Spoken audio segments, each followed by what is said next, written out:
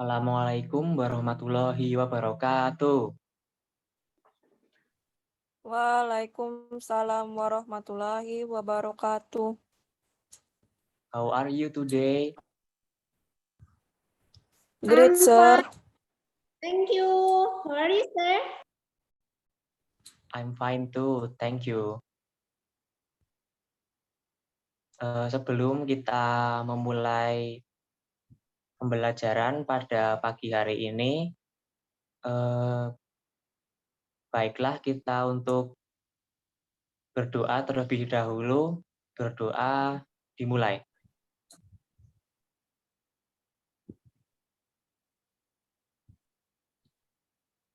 Cukup.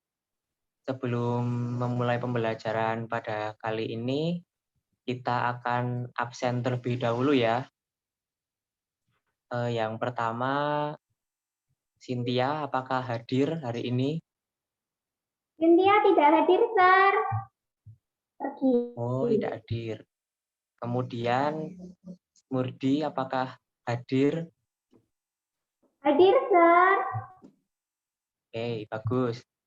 Kemudian, Yuni, apakah hadir? Hadir, sir. Ya, terima kasih Yuni. Kemudian, Tia, apakah hadir?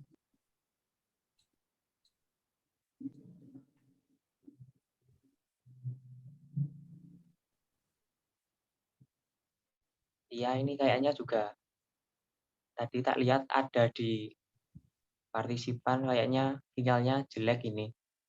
Kemudian, Mutia, apakah hadir hari ini?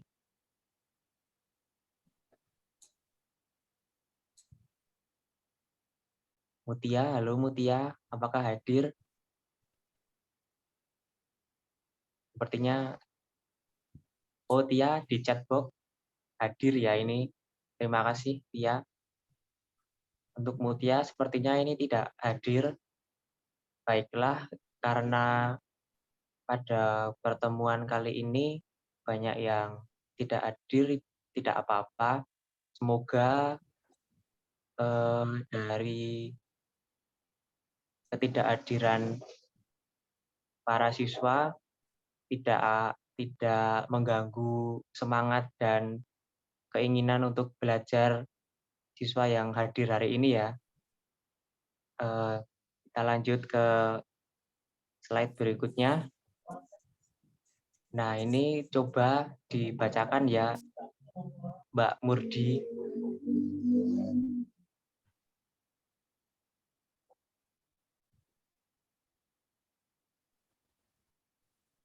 Mbak Murdi di mana ya?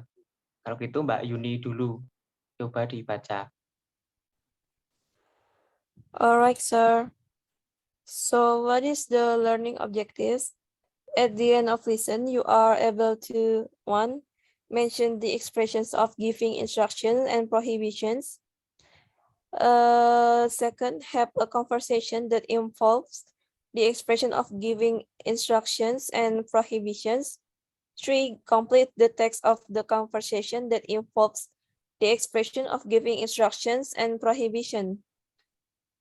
Oke, terima kasih Mbak Yuni.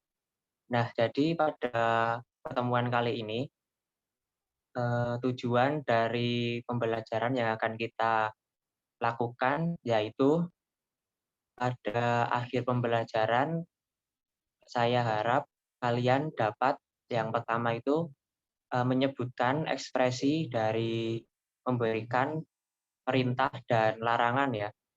Terus yang kedua itu membuat atau bercakap-cakap yang melibatkan ekspresi dalam memberikan perintah dan larangan. Terus yang ketiga itu melengkapi sebuah teks dialog yaitu conversation yang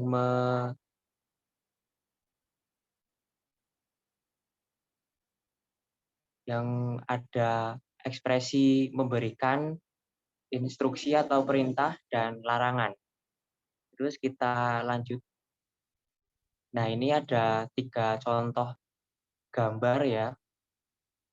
Dari yang paling kiri ini coba Mbak Yuni coba diartikan ini gambar sedang apa ya?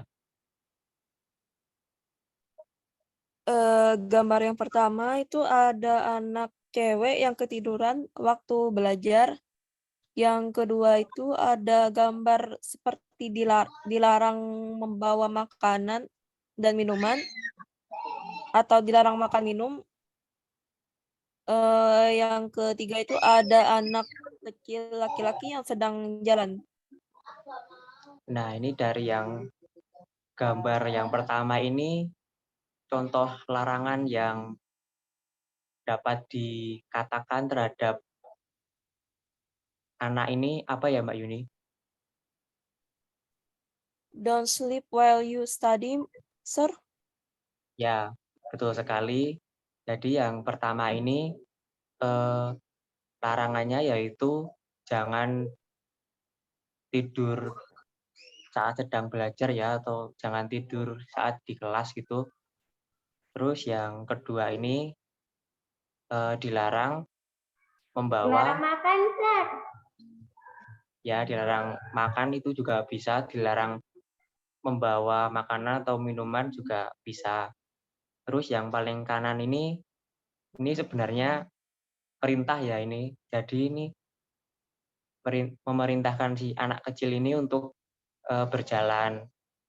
Soalnya yang perintah emang susah untuk bikin logo-logo gitu. Nah, ini apakah kalian pernah memerintah ataupun melarang teman? Bagaimana Mbak Murdi? Apakah Melarang pernah? pernah, Sir. Gimana Mbak Murdi? Sir, pernah. Nah, itu pernahnya yang bagaimana Mbak Murdi? Pernah melarang, Sir. Tidak boleh Ya, tidur di kelas. Tidak boleh makan di kelas. Tuh. nah itu bagus ya, melarangnya yang baik-baik kepada teman. Jadi teman juga bisa senang ketika dilarang yang baik-baik itu, tandanya kan kita care dan perhatian gitu terhadap teman. Jadi teman tidak dihukum oleh guru ketika dia makan di kelas maupun tidur di kelas. Nah, kita lanjut ke slide berikutnya. Ini hal yang akan kita bahas pada pertemuan kali ini berhubungan dengan slide sebelumnya, yaitu memberikan perintah dan memberikan larangan. Nah, ini coba dibaca Mbak Yunil, coba. Okay, sir. What is command or instruction? Command is used to ask someone to do something or to command someone to do something.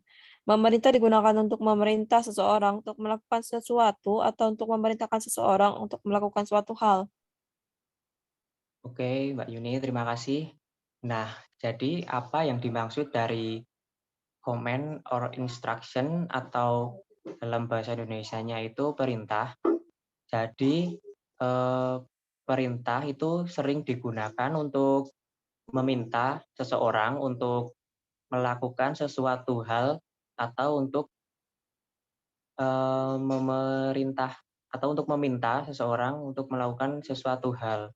Jadi semisal kalian sedang sibuk terus sedang lapar atau haus juga. Nah, itu kalian bisa memerintah teman kalian untuk membelikan makanan ataupun minuman. Jadi pada perintah, jadi dalam melakukan perintah juga kita harus sadar diri gitu, tidak sering-sering memerintah orang, itu nanti bisa malah jadi tidak bagus ya pada hubungan kalian, hubungan pertemanan kalian, jadi bisa dijauhin teman nanti. Nah, terus dalam memerintah pun bisa dengan sopan ya. Biasanya untuk mempersopan kalimat perintah, kalian bisa menggunakan kata please di awal ataupun akhir kalimat. Terus selanjutnya ini ada 2 macam perintah. Coba ini saya jelaskan saja. Yang satu, komen verbal atau perintah dengan kata kerja. Terus yang kedua ini komen nonverbal atau perintah tanpa ada kata kerja. Nah, ini contoh formula ataupun rumus dari penerapan komen verbal ya. Terus di bawahnya itu juga ada beberapa contohnya. Jadi formula dari komen verbal itu yang pertama ini menggunakan verb 1 ya. Jadi tidak menggunakan verb 2 ataupun verb 3 ataupun verb plus ing. Terus setelah penggunaan verb 1 itu bisa dilanjutkan dengan penambahan komplement ataupun ini kan kata kalimat pelengkap ya, ini maksudnya komplement itu. Nah, ini coba dibacakan contohnya Mbak Murdi coba. Contohnya, buy this book. Open your book or your dictionary. Close your book or close your dictionary. And then sit down or stand up. And the last one is clean the whiteboard. Nah, ini untuk yang pertama itu artinya apa ya Mbak Murdi? Belilah atau belikanlah ya Pak? Ya, betul. Belilah Jadi buku ini. Ya, betul sekali. Jadi pada contoh pertama itu, buy itu berperan sebagai verb 1, terus this book-nya itu sebagai komplimen ya. Jadi Ya. buy di situ artinya kan beli. Nah, setelah ditambahkan komplement itu jadi ada tambahan lahnya. Jadi belilah buku ini. Nah, itu juga coba contoh yang kedua, Mbak Yuni, coba diartikan itu artinya apa? Open your book or dictionary. Artinya buka bukumu atau buka kamusmu. Baik, terima kasih Mbak Yuni. Nah, jadi untuk contoh yang kedua ini juga sama ya, soalnya pakai rumus atau formula yang sama juga, yaitu verb 1 dan komplement. Jadi, open di situ berperan sebagai verb 1, terus your book atau dictionary itu sebagai komplement. Kemudian contoh yang di bawahnya itu juga formula ataupun rumusnya juga sama. Jadi close your book atau dictionary itu close adalah verb 1, itu berperan sebagai verb 1, terus your book sebagai komplement ataupun kalimat pelengkap dari ucapan perintah ini ya. Terus sit down dan stand up itu juga sama. Tapi itu nanti jadinya satu frasa ya. Jadi sit down dan stand up itu udah verb yang bisa langsung untuk memerintah. Jadi untuk tambahan komplimennya itu bisa dihilangkan lah ya. Terus yang bawahnya itu clean the whiteboard. Nah, clean itu adalah verb 1, terus berperannya juga sebagai verb 1, terus plus komplimennya yaitu yang the whiteboard. Kita lanjutkan. Nah, ini kemudian komen nonverbal formula, yaitu kalimat perintah tanpa kata kerja ya di sini. Nah, pada rumus dari kalimat ini cukup berbeda dari yang sebelumnya, dari yang ada kata kerjanya. Nah, pada rumus yang ini itu menggunakan be plus non-verb. Jadi, penggunaan non-verb di sini pokoknya selain dari kata kerja ya, itu bisa adjektif, bisa noun juga ataupun kata benda. Nah, di sini coba dibaca contohnya dan diartikan sekaligus ya. Coba Mbak Murdi dibacakan, tolong.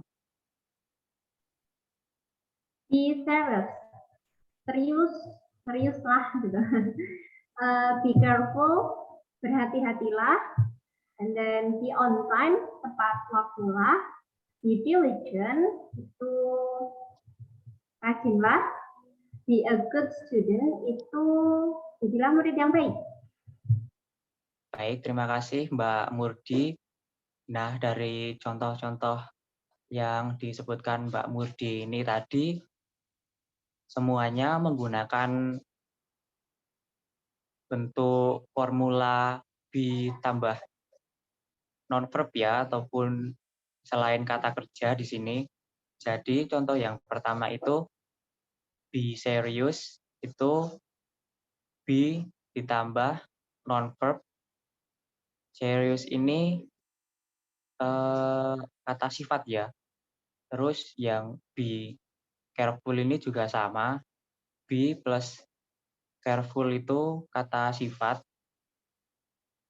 Terus yang contoh untuk be plus noun-nya itu yang paling bawah, be a good student atau jadilah siswa yang baik. Nah, siswa di sini perannya sebagai noun ya, teman-teman. Jadinya be a good student di sini adalah contoh dari penggunaan be plus nonverbal yang dalam bentuk noun ataupun kata benda.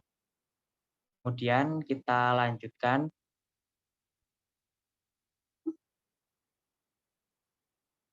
Kita lanjutkan ke kalimat melarang ya ini.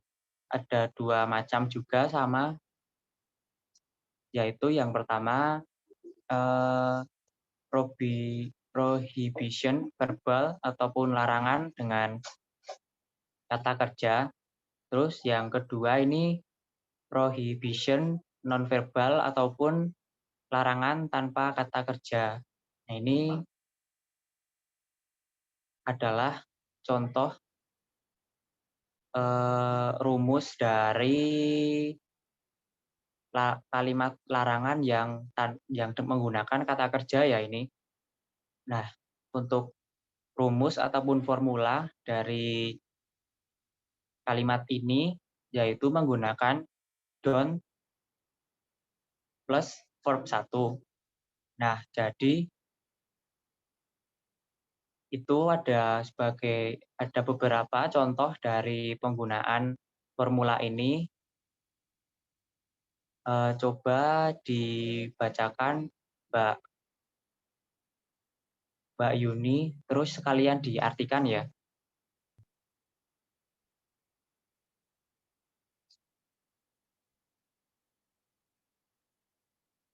Halo Mbak Yuni, apakah Saya aja, terdengar? Sir. Saya aja, Oh ya,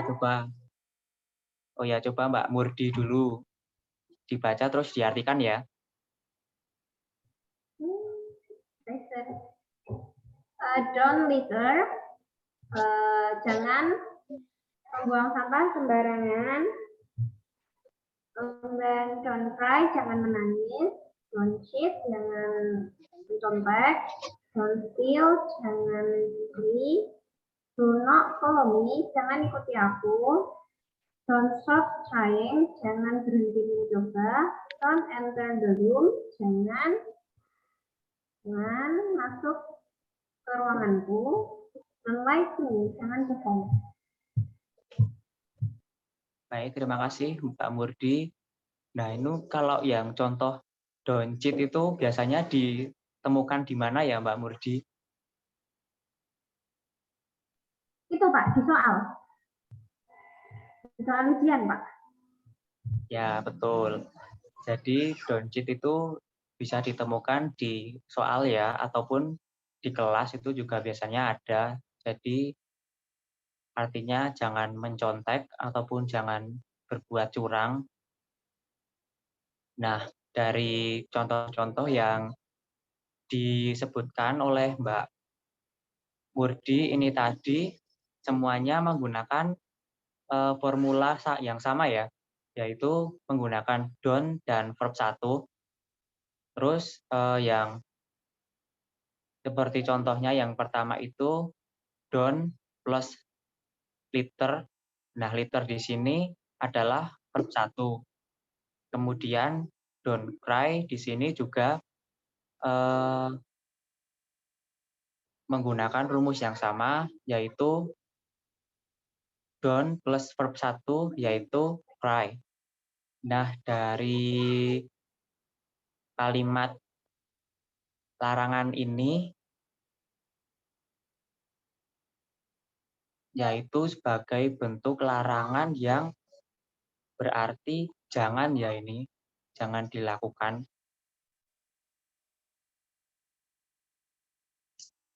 Terus kemudian di sini ada contoh lain dari kalimat larangan yang tetap menggunakan kalimat kata kerja ya di sini. Nah, itu formula ataupun rumus dari kalimat larangan ini yaitu menggunakan no ya. Kalau yang sebelumnya tadi kan menggunakan don't, terus kemudian verb yang digunakan di sini yaitu verb yang verb ing, bukan yang verb 1. Jadi contohnya itu adalah no plus parking. Nah, kalau dibedah kalimatnya ya itu jadinya no, terus kata kerjanya park, terus ditambah ing jadi no parking.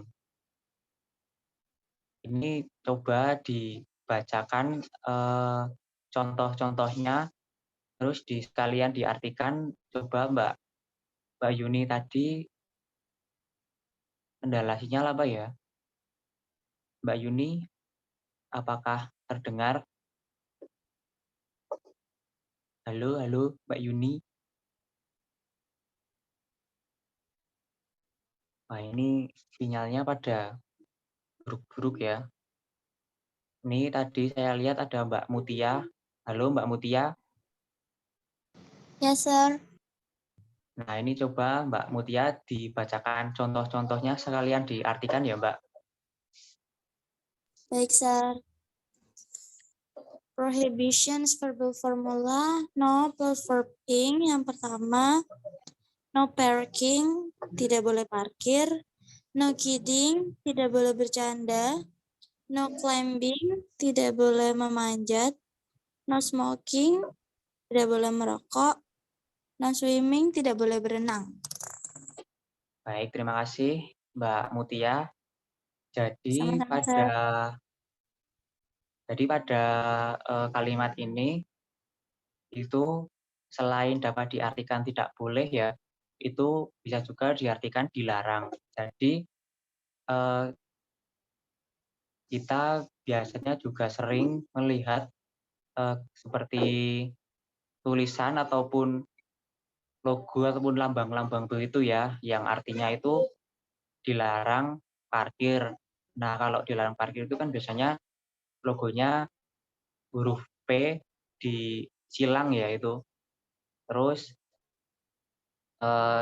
no smoking itu juga biasanya dilarang merokok itu banyak ditemui di area-area yang tertutup ataupun ber-AC itu sering ditemui seperti, seperti kalimat no smoking, terus no swimming ini biasanya, sering kita jumpai juga di pantai ya ini, jadi dilarang untuk berenang di pantai, terus di, tempat-tempat wisata yang berhubungan dengan air yang memungkinkan untuk bahayanya tinggi itu biasanya ada kalimat no swimming itu untuk mencegah, eee, korban jiwa ya ataupun korban tenggelam di area tersebut.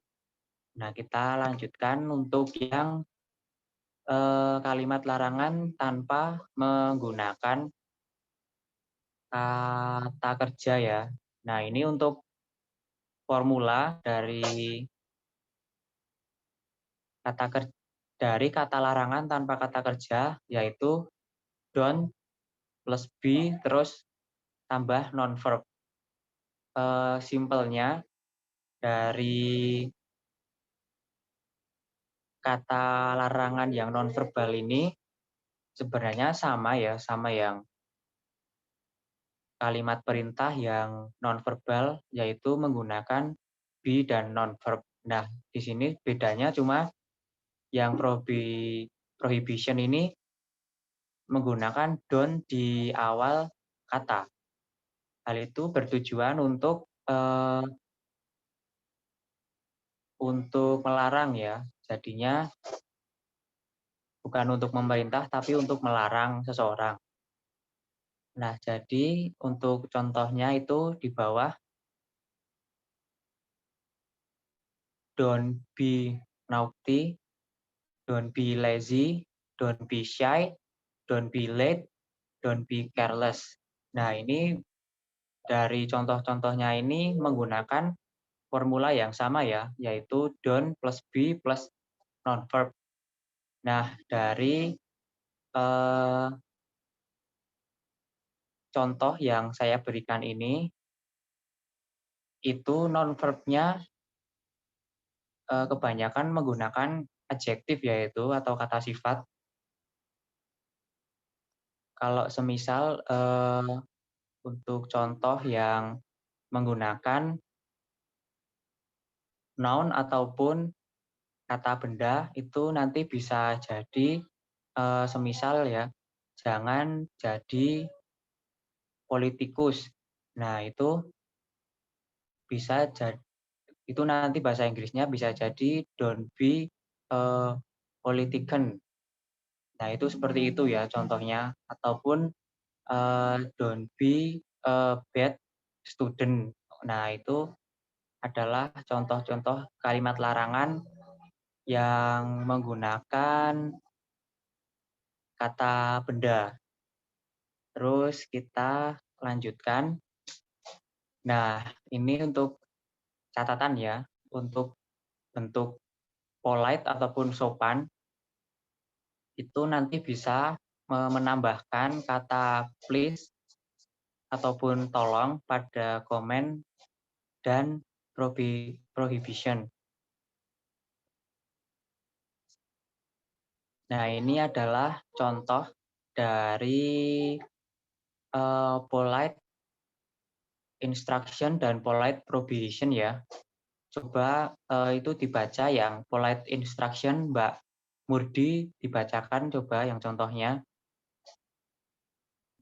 Okay, sir. Polite instruction. Please repeat after me. And then please answer the phone Please close the window. Read the sentence below, please. Call me when you get home, please. And then help me find this information, please. Oke, Mbak Murdi, terima kasih. Nah, jadi itu tadi adalah contoh-contoh dari kalimat perintah yang sopan ya. Jadi sebenarnya simple dalam penggunaan kalimat kalimat perintah yang sopan dalam bahasa Inggris itu nanti cukup ditambahkan kata please di awal kalimat ataupun bisa juga di akhir kalimat ya. Jadi kata sebagai contoh kata please repeat after me. Nah, itu nanti artinya adalah tolong ulangi setelah saya. Nah, itu akan lebih enak diterima oleh orang yang kita perintah karena kalimat tersebut menjadi lebih sopan. Ketimbang kita bilang repeat after me itu kalau semisal orangnya tidak begitu kita kenal ataupun orang asing itu nanti akan mungkin kurang berkenan ya mereka walaupun semisal tetap mengikuti perintah kita. Nah, itu juga kemudian contoh yang kedua itu please answer the phone. Nah, ini juga terkesan dan terdengar lebih sopan ya, soalnya menggunakan kata please answer the phone. Kalau semisal cuma menggunakan answer the phone ini nanti kesannya malah seperti orang ngegas ya. Jadi itu nanti kurang pas juga kalau lawan bicaranya itu semisal kayak orang baperan ya. Jadi bisa kurang berkenan dan kalau bahasa Jawanya itu nanti bisa mutung malahan. Nah, terus yang ketiga itu terus yang setelahnya juga itu juga sama. Jadi kalimat yang menggunakan kata please itu nanti bakal lebih sopan dan dapat lebih diterima oleh lawan bicara kita. Nah, kemudian selanjutnya adalah polite prohibition ataupun kalimat larangan yang sopan. Nah, ini coba dibacakan Mbak Yuni. Apakah hadir Mbak Yuni? Waduh, ini sinyalnya ya kayaknya. Kita Hadir, Sir. Oh ya. Baik Mbak Yuni, ini Yang coba ya polite yang polite prohibition. Coba dibacakan prohibition ya. Contohnya. Okay. Polite prohibition. Example. Don't go, please. Please don't go. Don't shoot the bird, please. Please don't shoot the bird. Don't cry, please. Please don't cry. Oke, Mbak Yuni, terima kasih. Nah, jadi pada kalimat larangan yang sopan ini juga bisa diterapkan ya pada pembicaraan sehari-hari. Nah, ini kalau yang misal contoh yang pertama dan kedua, terus sampai yang bawah sih. Nah, ini adalah contoh penggunaan please yang bisa di depan dan di belakang. Jadi itu nanti sebenarnya artinya juga sama saja. Cuma kadang kan kita semisal ngomong terus kadang refleks ya. Nah, itu semisal ngomongnya don't go. Tapi kok terkesannya kurang sopan. Nah, itu nanti bisa diakali pakai tambahan please. Jadinya bisa lebih terkesan sopan ya. Walaupun semisal itu sedang terburu-buru ataupun refleks. Nah, terus untuk kalimat prohibition ini adalah kan larangan ya. Jadi kalau semisal larangan, kadang-kadang kan ada yang susah diatur ataupun ada orang-orang yang nakal gitu ya. Nah, pada penggunaan please-nya ini nanti bisa menyesuaikan dari karakter orang tersebut ya. Kalau semisal memang susah diatur, bisa dihilangkan please-nya biar mereka lebih paham gitu ya. Nah, kalau semisal larangan terhadap orang-orang yang memang semisal kayak good attitude gitu, nah itu bisa ditambahkan please untuk ya setidaknya seperti kita menghargai mereka begitu. Nah, ini sebuah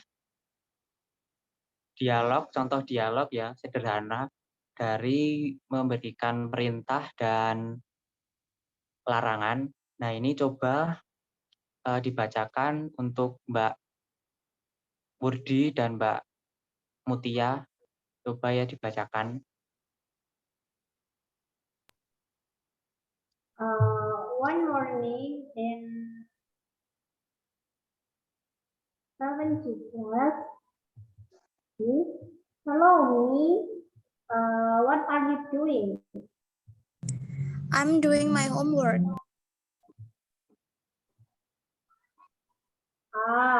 Don't be lazy. You must do your homework at home. But open your book. What will? Remember, no cheating. Do it by yourself. Okay, guys. Nah, ini terima kasih sebelumnya Mbak Mutia dan Pak Murdi. Nah, ini tadi adalah contoh dari penggunaan kalimat perintah dan kalimat larangan ya. Nah, di sini Abi menanyakan tentang apa yang sedang dilakukan oleh Umi. Nah, si Umi terus menjawab mengerjakan PR yaitu tetapi mengerjakannya sedang pas di kelas. Nah, ini adalah contoh yang kurang baik ya, teman-teman. Jadi kalau namanya homework itu nanti mengerjakannya ya di rumah. Jadi Abi di sini juga sudah cukup bagus dalam melarang si Umi ya. Jadi Umi ini mungkin orang yang sedikit dablek gitu ya. Jadi sama si Abi sedikit dikasarin itu, bilang don't be lazy itu jangan malas. Jadi si Abi ini baik dalam memperhatikan si Umi. Nah, ini tapi si Umi kurang tahu diri ya, udah dikatain males gitu tapi masih pengen nyontek, itu kurang tepat juga sebenarnya. Nah, terus si Abi juga untuk yang open your book itu sebagai kalimat perintah ya. Nah, itu malah memerintahkan orang yang menasihati itu kurang tepat ya. Nah, terus Abi di sini juga melarang lagi untuk tidak no cheating ya. Ini untuk dilarang mencontek pekerjaan rumahnya si Abi. Nah, ini kuis kecil-kecilan untuk mengetes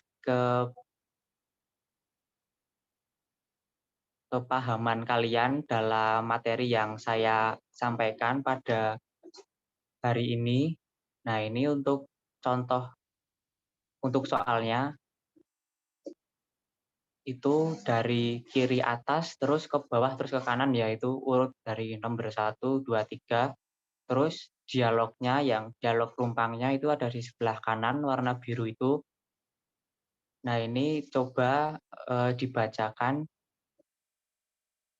dan dijawab ya. Nomor 1, coba Mbak Murdi dijawab ya. The word that can fill the dialogue. Don't be late. A. Baik, sudah benar ya. Terima kasih Mbak Murdi, jawabannya yaitu yang A. Kenapa jawabannya A? Karena setelah angka 1 itu adalah kata late yang itu bukan sebuah kata kerja ya. Jadi sebelum non kata kerja itu sudah pasti sebelumnya adalah kata be. Nah, terus untuk jawaban yang B, C, D-nya itu kan tidak ada kata be ya. Nah, itu sudah pasti jawaban yang paling tepat adalah jawaban yang A. Terus kemudian kemudian nomor 2 silahkan dijawab Mbak Yuni.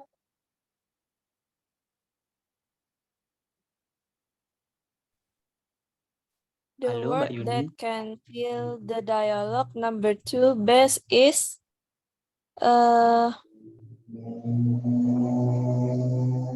be careful.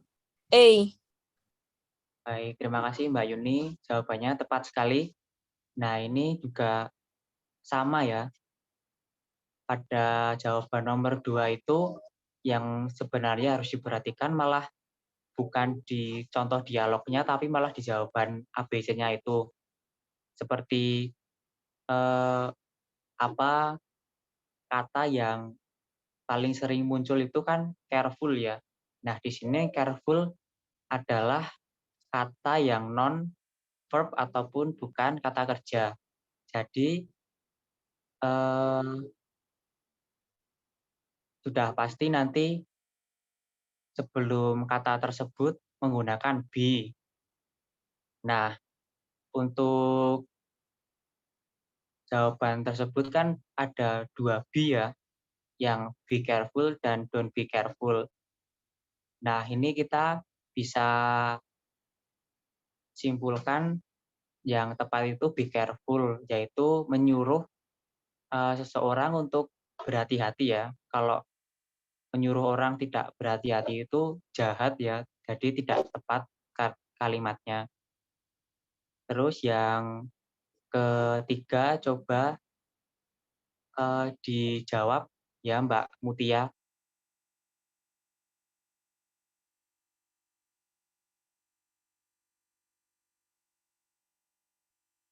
Yang mana tadi, Halo? Sir? Nomor 3 ya? Ya, nomor 3, yang kanan bawah itu. Oh iya. The word that can fill the dialogue number 3 best is don't forget. Baik, terima kasih Mbak Mutia, jawabannya juga tepat sekali. Dari penggunaan forget di situ kan kata kerja ya, jadi tidak harus menggunakan be. Terus jadi jawaban yang tepat itu adalah yang A, don't forget, yaitu artinya jangan lupa.